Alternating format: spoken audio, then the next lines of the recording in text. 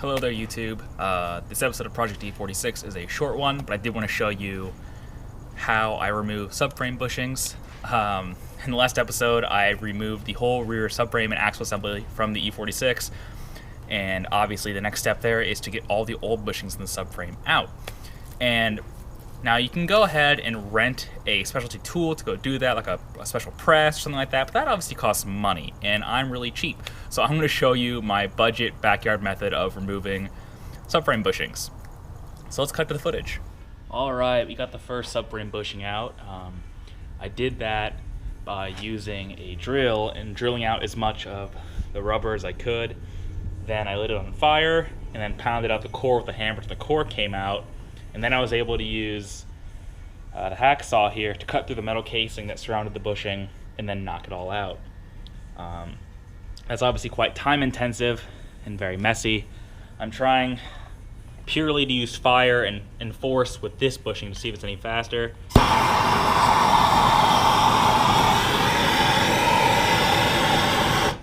So lighting the bushing on fire and heating up the housing around the bushing, trying to get this to slip out.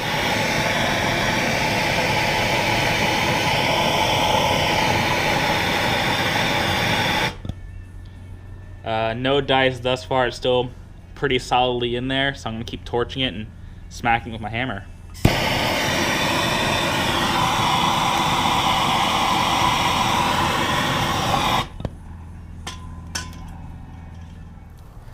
So the trick here is obviously to use a drill or a saw and remove as much of the rubber inside the stock bushings as possible.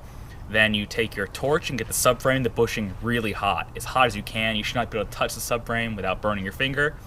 Then once you get it nice and hot, you take your dead blow or your sledgehammer and you whack the center core of the bushing out.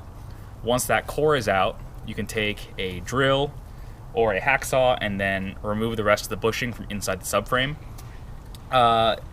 It's a bit of slow going at first. The first bushing took me like an hour to figure out what to do.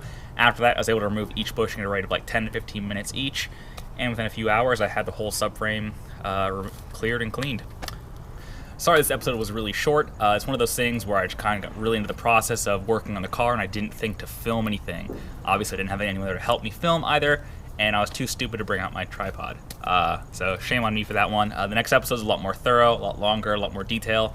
But hopefully, if you are curious about how to remove bushings from a subframe or from any car suspension component in general, this kind of applies to any car. It's not really E46 specific. So hopefully this little pro tip is helpful to you in some way. Hey guys, one more note. Thank you for watching the episode. I know it was a short one. The next one's going to be really good. I wanted to thank you to all my new subscribers. Thank you very much. It's awesome to kind of see everyone out and about commenting. The next episodes are going to be coming out really quick.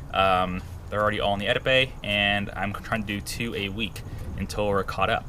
The next episodes are pretty awesome, full of useful information, and I think you're all really going to like how the car turns out in the end, so stay tuned. Thanks for watching.